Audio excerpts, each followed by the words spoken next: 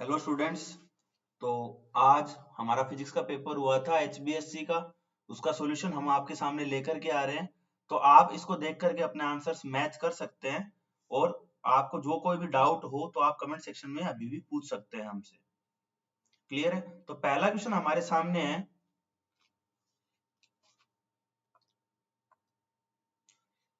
2 point charges plus microcoulomb and minus 4 microcoulomb are situated at some distance in air.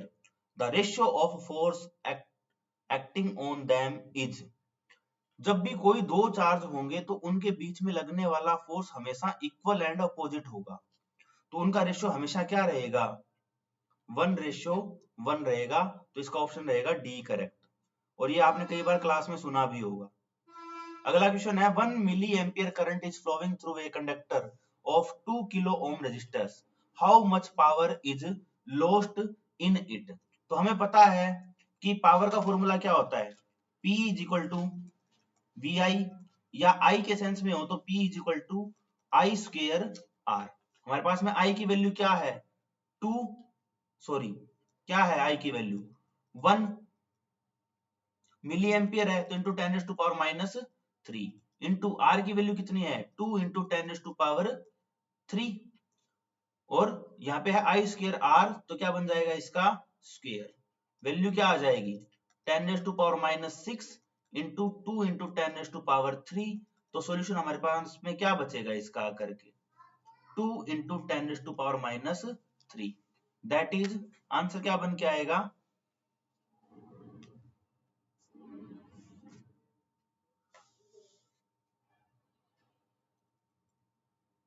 Option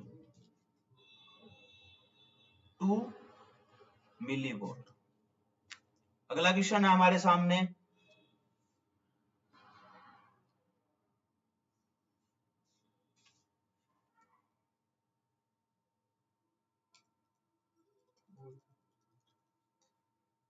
a potential difference of 12 volt is applied across the end of 4 kilo ohm resistor. How much current is flowing through it? Potential difference है 12 volt का, और हमारे पास में resistance कितना है 4 kilo ohm. सीधा सा फॉर्मूला लगेगा V is equal to I R, I is equal to V upon में R। V की वैल्यू कितनी है 12, R की वैल्यू कितनी है 4 इंटू 10 टू पावर 3। तो सॉल्व हो जाएगा, क्या आ जाएगा 3 into 10 to power 3। That is, ये ऊपर जाके माइनस का हो जाएगा, तो वैल्यू आ जाएगी हमारे पास में 3 मिली एम्पियर। सॉल्व हो जाएगा। आगे वाला क्वेश्चन देख रहे हैं हम। हमारे सामने दो डायग्राम है, ग्राफ के वी आई ग्राफ है, ओम्स लॉ वाला क्वेश्चन है। अब देखो यहाँ पे आई की वैल्यू है और इधर वी की वैल्यू है। पहले वाली लाइन के लिए आई की वैल्यू ज्यादा है और दूसरे वाले के लिए आई की वैल्यू क्या है, कम है। तो सीधी सी बात है, जो करंट है वो क्या रहेगा, इनवर्सली प्रोपोर्शनल रहेगा किसके, टेम्परेचर के। क्योंकि टेम्परेचर प्रोपोर्शनल होता है किसके, आर के, और आई इनवर्सली प्रोपोर्शनल होता है किसके, आर के। तो यहाँ पे टेम्परेचर अगर ज्यादा होगा तो आई की वैल्यू क्या होगी, कम होगी। तो उस कंडीशन के लिए यहाँ पे क्या हो जाएगा, उल्टा हो जाएगा, T2 ग्रेटर होगा और T1 क्या होगा, कम होगा। आगे वाले क्वेश्चन पे आ जाते हैं। The SI unit of magnetic dipole moment for a bar magnet is, बार बार करवाया है, एम्पियर मीटर स्क्वायर है। उसके बाद में अगला क्वेश्चन है,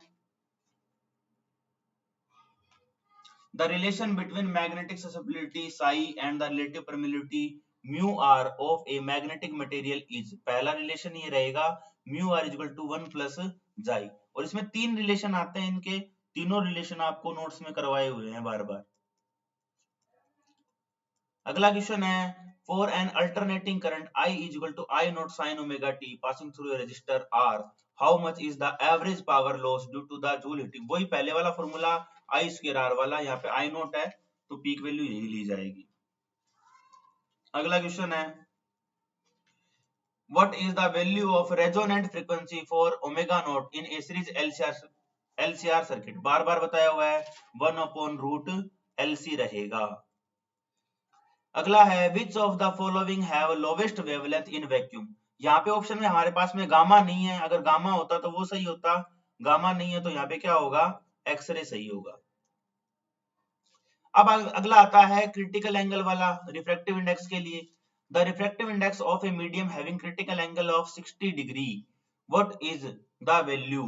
तो हमें पता है क्रिटिकल एंगल का रिलेशन क्या था, 1 अपॉन में साइन सी। तो 1 अपॉन में साइन सी की वैल्यू क्या हो जाएगी, 60। 60 की वैल्यू क्या होती है, √3/2, उल्टा होकर क्या हो जाएगा, 2 अपॉन में √3 हो जाएगा। अगला है K is the kinetic energy of a moving particle of mass m. The de Broglie wavelength lambda associated with it particle is h upon में √2m के सीधा सा रिलेशन है, आपके नोट्स में सीधा सा दिया हुआ है।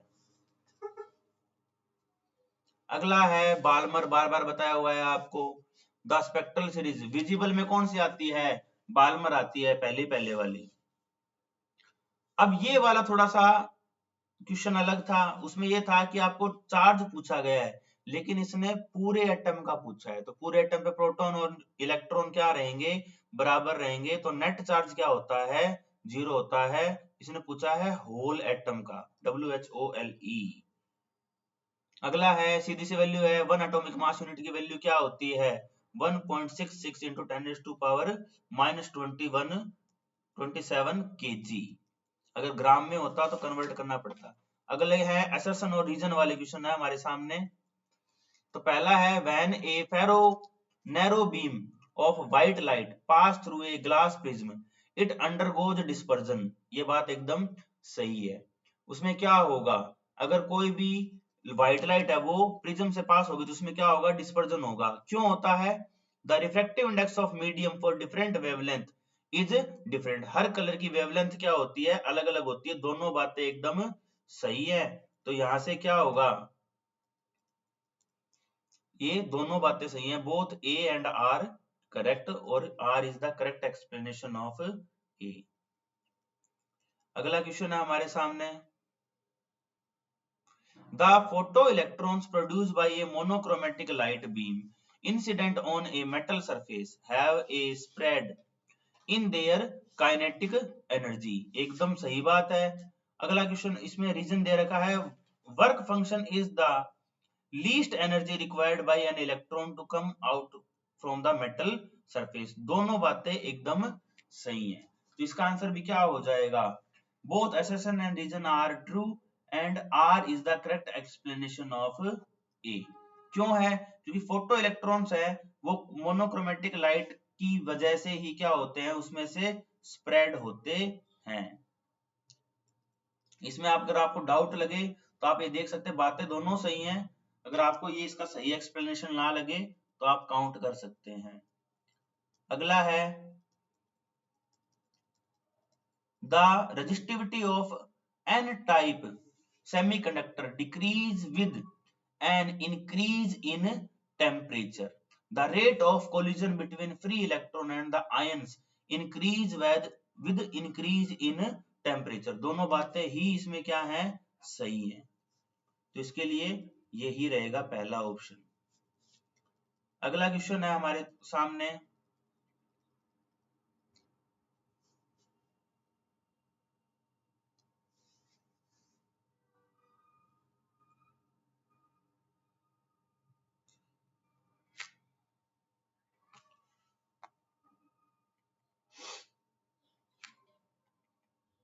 the electrical conductivity of an intrinsic semiconductor increase on doping। एकदम सही है, doping always increase the number of free electron in a pure semiconductor। ये वाली बात भी सही है, तो इसमें भी दोनों सही रहेंगे। आपके सारे असर्शन और रीजन वाले क्वेश्चन के लगभग के आंसर क्या है, ए ही है सब सेट के अंदर। अगला है, define relaxation time of free electron in a metal. Relaxation time क्या होता है, the time between two successive collision. The time between two successive collision क्या होगा, रिलैक्सेशन टाइम यानी कि टाउ होगा, और टाउ का वीडी के साथ में क्या रिलेशन है, ड्रिफ्ट वेलोसिटी का फॉर्मूला क्या होता है, E इंटू क्यू अपॉन में m इंटू में टाउ, यानी कि वीडी है वो प्रोपोर्शनल है किसके, रिलैक्सेशन टाइम के। तो सीधा सा रिलेशन है। एम्पियर सर्किट लॉ आपको बताना है, तो एम्पियर सर्किट लॉ में क्या है, सीधी सी बात है, द लाइन इंटीग्रल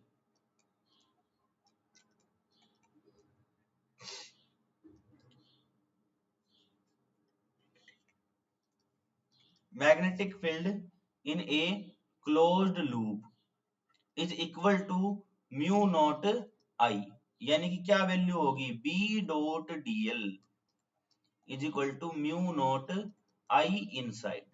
नोट्स में लिखवा रखा है ये वाला भी सेम टू सेम। अगला है बायो सेवरेट लो, तो सीधा सा रिलेशन दे रखा है आपको थीटा वाला, ठीक है, क्या है, dB इज इक्वल टू, रटा हुआ है तो म्यू नॉट अपॉन में 4 पाई आई डीएल साइन थीटा अपॉन में आर स्क्वेयर, सीधा सा रिलेशन है। अगला है ए 30 microfarad capacitor is connected to 220 volt battery and 50 hertz source. Find the capacitive reactance, यानी कि आपको क्या निकालनी है, x capacitive reactance निकालनी है। The RMS value of the current in the circuit is, तो आपको दे रखा है यहाँ पे C की वैल्यू कितनी दे रखी है भाई, 30 इंटू 10⁻⁻6 फेराड दे रखी है। VRMS की वैल्यू क्या दे रखी है आपको, 220 वोल्ट दे रखी है, ठीक है, और फ्रीक्वेंसी कितनी दे रखी है, म्यू की वैल्यू दे रखी है 50 हर्ट्ज। एक्स सी की वैल्यू क्या होगी भाई, 1 अपॉन में अंडर 2 पाई म्यू सी, सीधे सी वैल्यू पुट करेंगे 2 पाई, म्यू की वैल्यू कितनी है 50, सी की वैल्यू कितनी है 30 इंटू 10⁻⁻6, सॉल्व करेंगे आएगा 106.15 यहाँ पे हमारे सामने वैल्यू आ जाएगी और ये आर हो जाएगा इसका। अगला है power transmission line feed input power at 2200 volt to a step down transformer with its primary winding have 4000 turns. What should be the number of turns in the secondary in order to get output 220 volt? तो सीधे से relation दे रखा है, इसमें relation क्या होता है भाई, V1 अपॉन में V2 is equal to N1 upon में N2, डायरेक्ट रिलेशन है। वैल्यू पुट करो यहाँ पे क्या आ जाएगी 2200, इधर वैल्यू क्या आ जाएगी 220, बराबर N1 में वैल्यू कितनी है 4000 टन है, N2 की वैल्यू नहीं पता, तो यहाँ से N2 की वैल्यू क्या आ जाएगी, सोल्व होकर ये कट जाएगा, यहाँ से वैल्यू आएगी 10, ये 10 कट जाएगा आएगी 400, तो N2 की वैल्यू आ जाएगी 400, सीधा सा सोल्व हो जाएगा। अब आपको पता है इलेक्ट्रोमैग्नेटिक वेव्स क्या होती हैं, ईएम वेव आपने बार बार पढ़ रखा है, इसमें बताने कोई आवश्यकता नहीं है। नेचर क्या होता है, ट्रांसवर्स नेचर होता है इनका। अगला है a convex lens of refractive index 1.5 has a focal length 15 centimetre, what will be the its focal length when it emerge in a liquid of refractive index 4/3। मैंने बार बार बता रखा था relation 1/f is equal to mu minus 1 upon में 1 under root bracket में आएगा 1 upon में r1 minus 1 upon में r2, और बार बार कहा था कि इस वाले फॉर्मूले के ऊपर न्यूमेरिकल आएगा, तो वैल्यू पुट कर दो सीधी सी 1 अपॉन में 15 इंटू 0.5 अपॉन में 1 और इधर आ जाएगा 1 अपॉन में 2r, क्योंकि r की वैल्यू हम चेंज नहीं कर रहे हैं, तो सॉल्व करेंगे तो 1/f की वैल्यू क्या आ जाएगी, यहां से दूसरे रिलेशन के लिए वो आ जाएगी 3/2 माइनस 4/3। 3/2 किसको लिखा है हमने 1.5 को 3/2 लिखा है, अपॉन में क्या आ जाएगा यहाँ पे 4/3 1 अपॉन में 2r, तो सॉल्व करेंगे तो वैल्यू क्या आ जाएगी यहाँ पे 60 सेंटीमीटर आ जाएगी f की वैल्यू। अगला है TIR बताना है आपको, तो आपको पता है जब हम कहाँ जाते हैं डेंसर टू रेयर मीडियम जाते हैं तो क्या होगी, वो अवे जाएगी किससे नॉर्मल से जाएगी। कौन? इंसिडेंट रे है, वो रिफ्रैक्ट होने के बाद में अवे जाएगी। तो आप सीधा बना सकते हैं, यहाँ से एक आपने इंसिडेंट रे डाली, ये आपका नॉर्मल हो गया, तो ये यहाँ से जानी तो ऐसे चाहिए थी, लेकिन ये थोड़ा सा अवे चली जाएगी। आगे वाली कंडीशन में क्या होगा, ये इसके साथ चली जाएगी, तो इस वाली कंडीशन में जो आई होगा वो क्या होगा, सी होगा। और अगर हम आई की वैल्यू सी से ज्यादा बढ़ा दें तो क्या हो जाएगा, टी आई आर हो जाएगा। और आपके टी आई आर के एप्लीकेशन भी आपने अच्छे से पढ़ रखे हैं। अगला क्वेश्चन है हमारे सामने, the total energy of the electron in the nth orbit of hydrogen atom is -13.6 upon में n स्क्वायर ev। ये सीधा डायरेक्ट फॉर्मूला है इसके लिए। अब हमें मान लो फर्स्ट ऑर्बिट के लिए निकालना हो तो हम निकाल, आंसर आएगा -13.6। लेकिन यहाँ पे इन्होंने पूछ रखा है nth ऑर्बिट के लिए, तो nth ऑर्बिट के लिए क्या होगा भाई, काइनेटिक एनर्जी जो होती है वो क्या होती है, बराबर होती है टोटल एनर्जी के, बस माइनस की वैल्यू चेंज हो जाएगी तो ये आ जाएगा -13.6। और पोटेंशियल एनर्जी क्या होती है, डबल होती है, तो ये क्या हो जाएगा 27.2 हो जाएगा। ये जस्ट क्या होती है, इसके डबल होती है। और एन स्क्वायर दोनों के अपोन में रहेगा भाई, क्योंकि हमने एन स्क्वायर को सॉल्व नहीं करा है। उसके बाद में आ जाता है, state the Gauss law for electrostatic using the prove the electric field inside a uniformly charge thin spherical shell is 0। तो हमें पता है अभी गाउस लॉ के बीच में होलो स्फेरिकल सेल है, तो उसके बीच में इलेक्ट्रिक फील्ड क्या होता है, 0, क्योंकि चार्ज क्या होता है, 0। गाउस लॉ की 3 एप्लीकेशन आपके सिलेबस में है, तीनों में से ये एक एप्लीकेशन है सबसे इजी वाली। डिफाइन इलेक्ट्रोस्टैटिक पोटेंशियल, V की वैल्यू हमें पता है कि Q अपॉन में R होती है, आप एक नॉर्मल डेरिवेशन से प्रूव कर सकते हैं। वहीं बार बार बताया हुआ है A की वैल्यू होती है कि Q अपॉन में R स्क्वायर, वहीं इसके साथ में ये बताया हुआ है कि Q अपॉन में R होगा।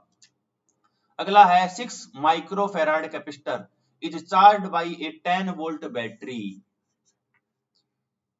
How much electrostatic energy stored, क्या होगी, half C V square. Formula में वैल्यू पुट करोगे half C V square, C की वैल्यू कितनी है भाई 600 माइक्रोफेराड 10 की पावर -6, वी की वैल्यू कितनी है 10 की स्क्वायर। सोल्व करोगे तो आंसर कितना आएगा भाई 3 इंटू 10⁻⁻2 जूल, ये आ जाएगा सीधा सीधा आंसर।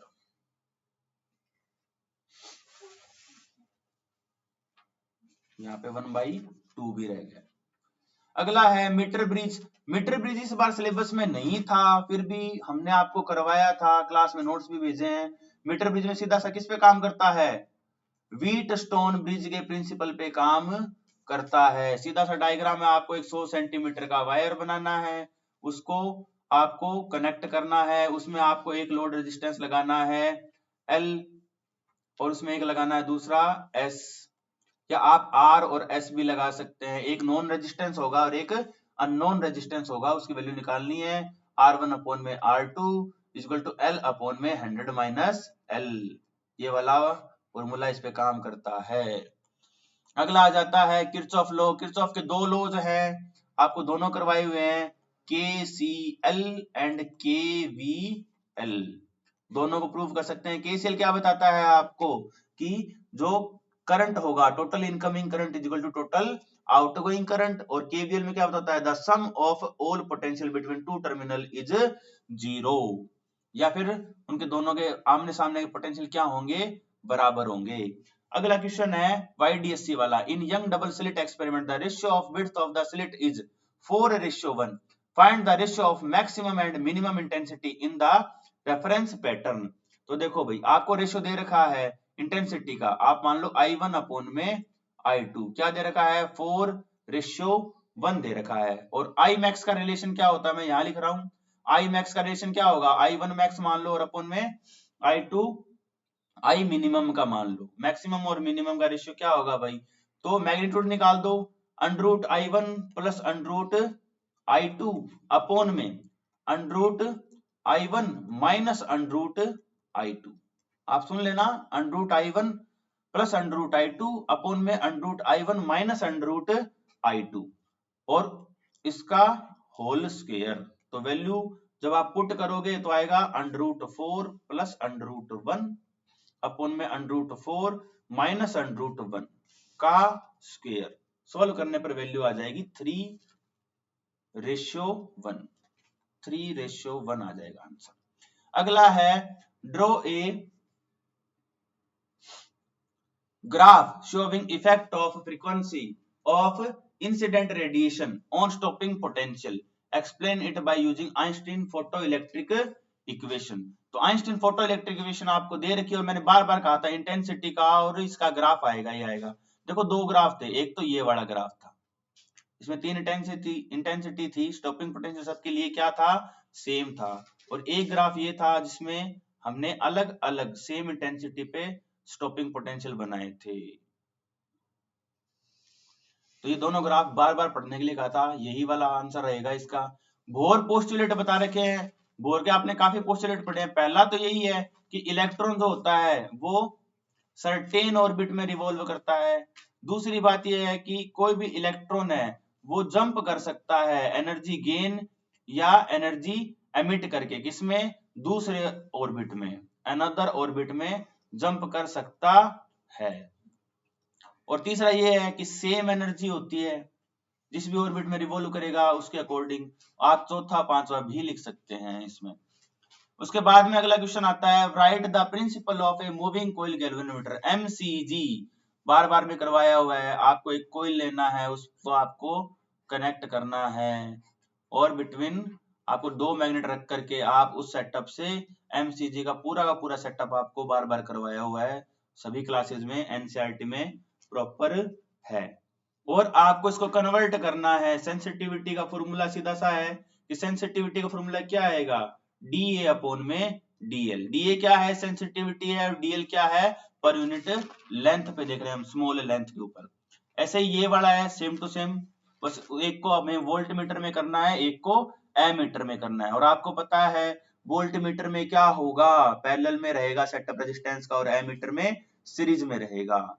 अगला है आपको पूछा गया है label diagram of image formation in A refracting astronomical telescope, यानी जनरल टेलीस्कोप वाला ही है। टेलीस्कोप में आपको पता है ये कौन है, ये ऑब्जेक्टिव लेंस है, और ये कौन है, आईपीस है। ऑब्जेक्टिव लेंस बड़ा होता है और ऊपर से रेज आ रही होती हैं, तो ये तो ऐसे बैंड हो जाएगी यहाँ पे आकर के, और बीच वाली कैसे आएगी, सीधी आएगी, और यहाँ से क्या बनेंगे, ये क्रॉस करेंगे आपस में और ये डायग्राम बन जाएगा। तो टेलीस्कोप और माइक्रोस्कोप दोनों करे हुए हैं आपके अच्छे से, और यहाँ पे रिफ्लेक्टिंग टाइप टेलीस्कोप नहीं आया है। तो आप कर सकते हैं, आपको मैग्निफिकेशन लिखना था, क्या था, सिंपल सीधा सा था, एफ नॉट अपॉन में एफ ई। ये क्या हो गया, इसके मैग्निफिकेशन का फॉर्मूला हो गया। ऐसे ही क्या है, माइक्रोस्कोप का है, तो माइक्रोस्कोप में क्या होता है, ऑब्जेक्टिव लेंस छोटा होता है और आई लेंस क्या होता है, उल्टा हो जाएगा, और यही वाला डायग्राम इसमें भी बनेगा और वही इमेज बनेगी। और इसके लिए भी हमें मैग्निफिकेशन के लिए अलग अलग फॉर्मूलाज मिलते हैं, वी नोट अपॉन में यू नोट इंटू में डी अपॉन में यूई, ये तो आ जाएगा। और अगर हमारा ऑब्जेक्ट कहाँ पे हो, इन्फिनिटी पे हो, कंडीशन लगा सकते हैं हम, तो ये आ जाएगा वी नोट अपॉन में यू नोट इंटू में डी अपॉन में एफ ई। ट्यूब लेंथ वगैरह के बारे में आपसे क्वेश्चन पूछा नहीं गया है, आप चाहो तो एक्सप्लेनेशन में पूरा बता सकते हो। व्हाट इज रेक्टिफायर, तो पीएन जंक्शन वाला आपने अच्छे से पढ़ रखा है। अगर आप दो पीएन जंक्शन को इस प्रकार से सेटअप करते हैं कि एक बार एक जंक्शन किसमें हो, फॉरवर्ड बायस में हो, और दूसरा किसमें हो, रिवर्स में हो, अगर आप बैटरी को उल्टा भी करो तो भी ये वाला किसमें हो जाए, फॉरवर्ड बायस में हो जाए, और ये वाला किसमें रह जाए, रिवर्स बायस में रह जाए, तो बोथ कंडीशन में हमें क्या मिले, आउटपुट मिले भाई। तो उस कंडीशन में क्या होगा, दोनों कंडीशन में आउटपुट मिलेगी, तो हमारा रेक्टिफायर क्या रहेगा, फुल वेव रेक्टिफायर रहेगा। और अगर हम इस प्रकार से सेटअप करें कि हमारा एक हाफ साइकिल के लिए तो फॉरवर्ड बायस रहेगा और अगले हाफ साइकिल के लिए रिवर्स बायस हो जाएगा, तो उसमें हमें क्या मिलेगा, हाफ वेव रेक्टिफायर मिलेगा। पीएन जंक्शन डायोड आपने बार बार पढ़ रखा है, उसमें कुछ बताने की आवश्यकता नहीं है, आप दो डायग्राम बना सकते हैं अच्छे से। ये हो गया पी, ये हो गया एन, और आपने इसको क्या कर दिया, फॉरवर्ड बायस से कनेक्ट कर दिया। तो बैटरी ये रहेगी, पी से ट्रू कनेक्शन होंगे तो फॉरवर्ड बायस, और फॉल्स कनेक्शन होंगे तो रिवर्स बायस। इसका ग्राफ तो बनेगा सीधा, और इसका ग्राफ क्या बनेगा, स्टॉपिंग पोटेंशियल यहाँ पे V नॉट आ जाएगा, और ये वाला डायग्राम रहेगा। उसके बाद में आ जाता है लास्ट सेक्शन, हमारे सामने क्वेश्चन दे रखा है इलेक्ट्रिक फील्ड लाइंस के बारे में। Electric field line are the way of pictorially mapping electric field around a configuration of charge. An electric field line is in general a curve drawn in such a way that tangent to it at any point given in the direction। आपने paragraph पढ़ा है ढंग से, general derivation दे रखा है इनके बारे में। तो पहला क्वेश्चन आता है electric field line about a positive point charge are. देखो ये पॉजिटिव पॉइंट है कोई भी, इसके बाहर इलेक्ट्रिक फील्ड कैसी होती है, ऐसे वाली बनती है इलेक्ट्रिक फील्ड इसके बाहर, आपको पता है। और आप इनके कर्व दिखाएं तो ऐसे वाले कर्व बनेंगे, तो कैसे बनेंगे, रेडियल और आउटवर्ड बनेंगी, सीधा सा है। ना ही तो एंटी क्लॉकवाइज बनेगी, ना ही क्लॉकवाइज बनेगी, ना ही इनवर्ड बनेगी, तो ऑप्शन बचता है सिर्फ और सिर्फ डी वाला। आगे वाला पॉइंट में देखिए, आपको पूछ रखा है कि आपको एक इलेक्ट्रिक फील्ड दिखा रखा है ई ए, ई बी और ई सी का, तो इनके बीच में रिलेशन पूछ रखा है। देखो ए के ऊपर तीनों की तीनों क्या है, पैरेलल हैं, सी के ऊपर भी तीनों की तीनों क्या है, पैरेलल है, यानी कि पॉइंट ए और पॉइंट सी के ऊपर तो दोनों बराबर है, सीधी सी बात है। बी के ऊपर क्या कर रही है, थोड़ा सा रिपेल कर रही है भाई, तो क्या होगा रिलेशन, ए पे और सी पे तो क्या रहेंगी, बराबर रहेंगी, और बी पे क्या रहेंगी, उनसे कम रहेंगी। तो कहां पे दिख रहा है ऐसा, ई ए और सी बराबर है, बी पे कम है, कम, ये वाला ऑप्शन हमारा क्या हो जाएगा, सही हो जाएगा। अगला है, आपको दो प्रॉपर्टी लिखनी है इलेक्ट्रिक फील्ड लाइंस की, आप दो की छोड़ो आप पांच लिख सकते हैं प्रॉपर्टीज यहाँ पे। आपको पता है इलेक्ट्रिक फील्ड लाइन की प्रॉपर्टी, सबसे वायरल प्रॉपर्टी कौन सी है, do not cut each other, सबसे इंपॉर्टेंट वाली है, इसका रीजन भी लिख सकते हैं। ठीक है, पॉजिटिव पे कैसी होती हैं, आउटवर्ड, नेगेटिव पे कैसी होती हैं, इनवर्ड। ठीक है, और डाइपोल के लिए कैसी होती हैं, पॉजिटिव टू नेगेटिव होती हैं। और क्या बनाती हैं, लूप बनाती हैं भाई। अगला आ जाता है what is electric field, write its unit. Electric field क्या है भाई, पता है, the field surrounded by a charge particle where an another charge feel an force of attraction और repulsion is called electric field. और उसकी ऐसा यूनिट क्या हो जाएगी भाई, वोल्ट पर मीटर हो जाएगी, सीधी सी बात है। क्योंकि आपको पता है E का रिलेशन क्या होता है, V अपॉन में D, पोटेंशियल अपॉन में लेंथ। अगला है क्वेश्चन हमारे सामने, यही पैराग्राफ वाला क्वेश्चन है, जिसमें आपको क्या दे रखा है, electric flux is equal to minus D phi by D T और N D phi by D T, general equations हैं दोनों की दोनों, और आपको बी डॉट डी ए भी दे रखा है, तो आपको सीधा सा समझ में आ रहा है कि क्वेश्चन क्या रहने वाला है। तो पहला है what is the SI unit of magnetic flux, क्या होगी भाई, टेस्ला होगी, पता ही है। दूसरा क्या है कि आपको एक डायग्राम दिखा रखा है जिसमें कोई भी पी क्यू आर एस एक है, फील्ड दे रखा है, क्यूब दे रखा है, जिसकी साइड क्या दे रखी है, uniform magnetic field parallel to the plane P Q R S act only in half of the region as shown in the figure, the magnetic flux link with P Q R S is. अगर देखो ये दोनों side में same होता तो क्या हो जाता भाई, 2ba हो जाता, लेकिन ये आधे में ही जा रहा है तो क्या रहेगा, 1/2ba रहेगा। अगर पूरे में होता तो ये स्क्वायर में भी जाता। तो इसमें आप देख लेना प्रॉपरली कि इन दोनों में से कौन सा आ रहा है हाफ के लिए। ठीक है, कंप्लीट रीजन के लिए आपने को नहीं दे रखा है, तो आप कंफर्म कर लेना। मैग्नेटिक फ्लक्स आपको पता है, the number of magnetic field line passing through a given area.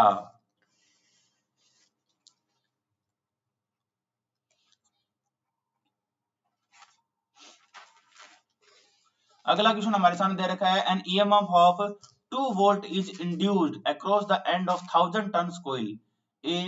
Each turn is 10 centimeter square. Determine at which rate of the magnetic field is changing. आपको क्या बताना है कि किस रेट से मैग्नेटिक फील्ड चेंज हो रहा है, आपको ये फाइंड आउट करना है। ठीक है, तो आप सीधा सा बता सकते हैं भाई रिलेशन क्या होगा। ईएमएफ दे रखा है आपको कितना है, 2 वोल्ट दे रखा है। एन की वैल्यू कितनी दे रखी है, द एंड से 1000 टर्न्स दे रखे हैं। एरिया कितना दे रखा है, 10 सेंटीमीटर स्क्वायर दे रखा है। तो आपको क्या देखना है, डी फाई बाई dt निकालना है। ठीक है, मैग्नेटिक फील्ड जो चेंज हो रहा है, फ्लक्स की सीधी सी वैल्यू आप निकाल सकते हैं। यहाँ पे ये हो जाता है हमारा पेपर पूरा। अगर इसमें कोई भी क्वेश्चन अगर आपके सेट में नहीं आया है तो आप हमसे कमेंट सेक्शन में पूछ सकते हैं। और जो जो क्वेश्चन बताए थे ना, जो जो टॉपिक्स बताए थे इंपॉर्टेंट, उनमें से ही सारे टॉपिक्स आए हैं। इवन कुछ टॉपिक्स नहीं आए हैं, लेकिन जितने भी आए हैं वो सारे इसी में से ही आए हैं। 2 पेज बताए थे, उन 2 पेज में से पूरा पेपर आया है। तो all the very best. I hope सबका स्कोर अच्छा रहे, आप स्कोर कंपेंडमेंट में जरूर बता देंगे। ठीक है, हैव अ गुड डे।